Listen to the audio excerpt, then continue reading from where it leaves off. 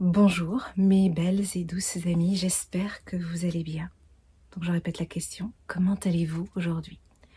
Comment cela se passe-t-il sur ce fil conducteur de la douceur sur ces 21 jours? Je reçois des messages très touchants et je vous remercie. Je vois que pour certaines, ça avance, il y a des réflexions qui sont là. Pour celles qui sont plus silencieuses ou plus réservées, j'espère que ça va bien aussi et que vous parvenez justement à laisser de l'espace pour faire entrer cette énergie de la douceur. Parce que je le répète, la douceur est une énergie. Autant, vous avez pu le voir avec Bruno, le bonheur et la sérénité est un état d'être. La douceur est une énergie. Alors comment justement emmener, cultiver cette douceur dans notre quotidien? Je vous ai envoyé hier un document qui s'appelle la roue de l'année celtique. C'est tout simplement une roue un petit peu, comment dire, qui peut vous servir d'outil pour vous aiguiller, pour vous orienter tout au long de l'année. Chaque saison a une énergie. Et ce qui se passe à l'extérieur résonne à l'intérieur, tout comme on le sait, ce qui se passe à l'intérieur résonne aussi à l'extérieur. Mais à proprement parler, je vais vous parler des saisons et comment vivre selon les saisons. Parce que vous le savez, vous l'avez testé vous-même, on ne vit pas en hiver de la même façon que l'on vit en été. Chaque saison a son énergie. Par exemple, en hiver, vous allez préférer rester plutôt à la maison, vous ressourcer, cocooner, parce qu'effectivement l'hiver est une saison de l'intériorité. Et c'est là où nous pouvons effectivement regarder à l'intérieur de soi, explorer ce qui se passe, faire, réfléchir sur les prochains projets de vie. Donc voilà, c'est une saison à part entière de l'intériorité et il faut le savoir. Et c'est pour ça que c'est une saison où on se repose. Il est essentiel de se reposer. La nature est en dormance, vous le voyez bien autour de vous. Les animaux peuvent être en hibernation ou en hibernation. Donc nous-mêmes, nous rentrons en hibernation. Et le fait de s'exciter à l'extérieur et de s'agiter est une incohérence pour notre équilibre.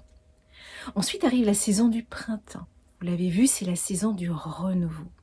Et qu'est-ce que nous faisons au printemps? Eh bien, nous plantons des graines. J'utilise une image métaphorique, Bruno l'utilise aussi, le fait de planter des graines. Et la saison avec l'énergie du printemps est la saison idéale, justement, de planter des graines comme nous plantons les graines de nos projets. La saison allant défilant, vous verrez les graines qui vont germer, grandir, jusqu'à s'épanouir sur la saison de l'été. Eh bien, nos projets, ça peut être, ce que je veux dire, c'est que les saisons peuvent être justement des indices pour planter les graines de nos projets et observer comment nos projets se développent et s'épanouissent. Vous avez la saison formidable de l'été, où c'est une saison extérieure. Autant l'hiver est sous la dominance du yin, de l'intériorité, autant l'été est une saison solaire, sous l'énergie yang, parce que nous sommes tout en extériorité. Nous vivons à l'extérieur. Au niveau des plantes, tout explose. Les fruits, les légumes arrivent à maturation. Donc c'est la pleine saison où effectivement nous pouvons nous éclater sans pour autant s'épuiser, n'est-ce pas? On reste en respect de soi, mais c'est une saison où il y a une douceur de vivre complètement différente. Et chacun le vit selon, selon son idée, selon ses envies et selon son niveau et selon ses possibilités. Arrive ensuite l'automne. L'automne est considéré comme la saison des récoltes. Et c'est en automne que l'on prépare la saison de l'hiver. Aujourd'hui, dans notre rythme de vie et selon avec tous les magasins qui existent, et ces possibilités de stockage et d'abondance en fait de nourriture, on n'y porte plus trop attention. Mais à l'époque, le fait de faire attention aux récoltes qui vont conditionner en fait la survie de l'hiver, cette saison était très importante. Et donc elle était célébrée aussi au niveau de ces fêtes celtiques, en tout cas ces fêtes pré-chrétiennes, que la chrétienté a en quelque sorte intégré aussi dans son schéma et dans ses mythes. Et puis après, voilà, on arrive à nouveau sur l'hiver et le cycle des saisons arrive comme ça, se déroule de cette façon-là. Voilà grosso modo un petit peu un schéma que vous connaissez, mais voilà, c'était juste un petit rappel. Et là où je voulais attirer votre attention, c'est que donc psychiquement, psychologiquement, nous avons des cycles et des saisons. La femme est cyclique de toute façon, donc je pense qu'intuitivement, vous allez pouvoir vraiment comprendre ce que je veux dire. Sur le dernier document, voyez, celui-ci, associé à chaque saison, je vous ai mis comment dire, l'état émotionnel ou l'état psychique dans lequel nous pouvons être si nous nous observons pour nous respecter justement selon les cycles des saisons. Et j'adore vraiment moi personnellement eh bien, j'adore me lier à ce calendrier parce qu'il y a, comme je le disais, quelque chose effectivement peut-être de poétique, mais c'est vraiment des repères qui sont donnés tout au long de l'année par rapport à sa propre croissance personnelle. Et d'une année à l'autre, la croissance sera différente par rapport aux projets qui seront différents, mais c'est un fameux repère qui donne de la joie et du plaisir. Certains vont même jusqu'à créer des petits hôtels sur lesquels ils vont mettre les éléments de la saison avec des bougies et puis des petites prières à donner. Donc moi, ça, si vous souhaitez le faire, il existe différents ouvrages qui décrivent comment est-ce que l'on peut faire. Moi, personnellement, je ne le fais pas.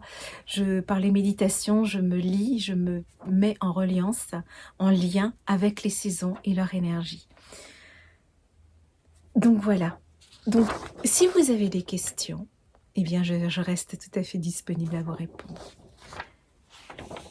À travers cela, je voulais également vous inviter à observer les 3 B. Qu'est-ce que j'apporte de bien, de beau, de bon dans ma vie? Dans la première lettre, je vous invitais à réfléchir sur qu'est-ce que je peux apporter de doux dans ma vie. Et le bon, le bien, le beau fait partie du doux et de cette douceur. Comment je crée ma vie à partir d'aujourd'hui et qu'est-ce que j'y mets de doux, de beau, de bon et de beau. Je ne peux pas donner d'exemple ou d'illustration parce que c'est vraiment propre à chacune, mais je vous invite à réfléchir. Pour certains, qui sont encore mères de famille, ce sera une douceur de vivre avec les enfants. Pour celles qui sont amoureuses, du temps accordé à leurs compagnons. Pour celles qui aiment la nature ou les animaux, c'est prendre du temps de contemplation et de vie avec ces autres êtres vivants sensibles pour mieux les connaître et mieux être en connexion. Pour d'autres, ce sera plutôt le côté création créatif. Vous verrez que dans les capsules suivantes, je vais vous inviter à réfléchir, en tout cas à vous faire découvrir que nous, femmes, nous sommes cycliques et que nous vivons aussi par rapport à des cycles. Mais avant cela, je vous invite vraiment à voir ce que vous pouvez emmener d'une façon globale, de bon, de beau, du bien pour vous-même, de la douceur.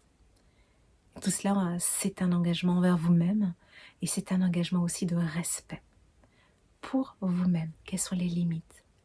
Et tout cela, de fil en aiguille, vous aidera à trouver cette place qui, pour certaines, certaines n'ont pas encore trouvé. Je reste disponible pour des questions, bien entendu. Je vous aime très fort et puis je vous dis à très bientôt.